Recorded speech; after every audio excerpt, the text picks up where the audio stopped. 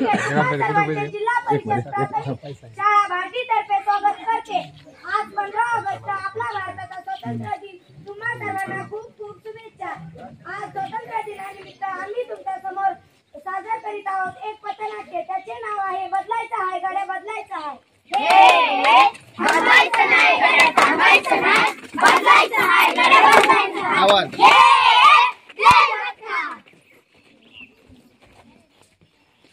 नमस्कार।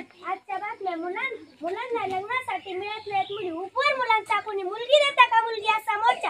आमच्या पत्रकारांनी त्यांना विचारलेला प्रश्न, तुम्हाला मोर्चा का काढावा लागला? अहो वैतीसीकडे सरकलाय। आमच्यातील काही प्रगतशील नोकरदार प्रगतशील शेतकरी व्यापारी मुले आहेत, पण कोणालाच नोकरी मिळेना। आता आम्ही कसं करावं, कोणाच्या तोंडाकडे पाहावं? तुम्हाला काय वाटतं हा प्रश्न का तयार झाला? अहो काही नालायक लोकांनी पोटातच मुली मारल्या, त्यांची हत्या केली, मुले जास्त झाले आणि मुली कमी झाल्या। आता आम्ही ताई वहिनी आत्या आम्ही कोणाला म्हणायचं? अहो आता आम्ही बायको कोणाला म्हणायचं?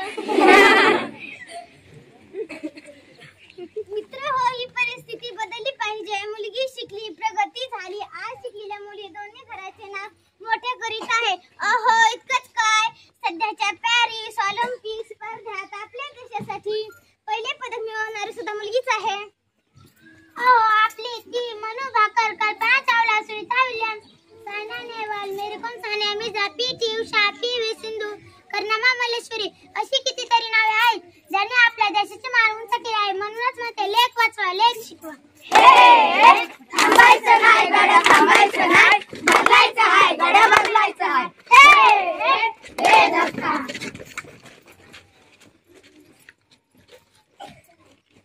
नमस्कार। आताची ताजा खबर, महाराष्ट्रातील आतापर्यंत सर्वात कमी पावसाची नोंद, महाराष्ट्रात भीषण दुष्काळाची शक्यता।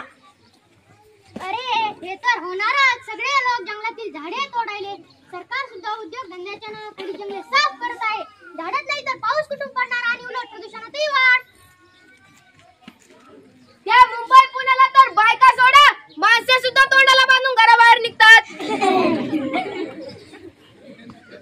मित्र हो, हे सगळं घडतंय फक्त झाडं तोडल्यामुळे। म्हणून झाडे वाचवा, निसर्ग वाचवा। थांबायचं नाही गड्या थांबायचं नाही, बदलायचं आहे गड्या बदलायचं आहे।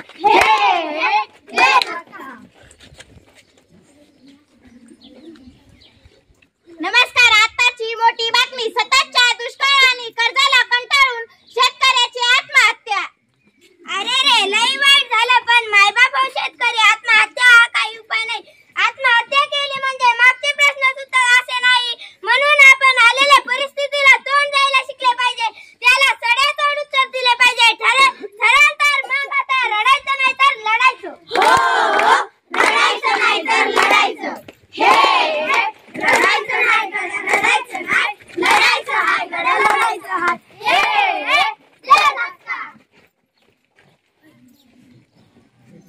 नमस्कार। आताची मोठी बातमी, मुंबईमध्ये धार्मिक दंगल उसळली, मोठ्या प्रमाणात आणि जीवित आणि वित्तहानी झाली। अरे रे खूपच वेळ झाला, देश स्वतंत्र झाला कशासाठी आणि स्वतंत्र देशात घडतंय तरी काय?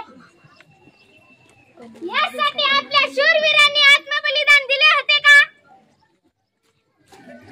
देश स्वतंत्र होण्यासाठी हिंदू मुस्लिम शीख सर्व धर्माचे लोक प्राणपणाने इंग्रजांविरुद्ध लढले व देश पारतंत्र्याच्या जोखडातून मुक्त केला। आणि आपण आपापसात भांडतो, एकमेकांचा जीव घेतो, नाही हे थांबले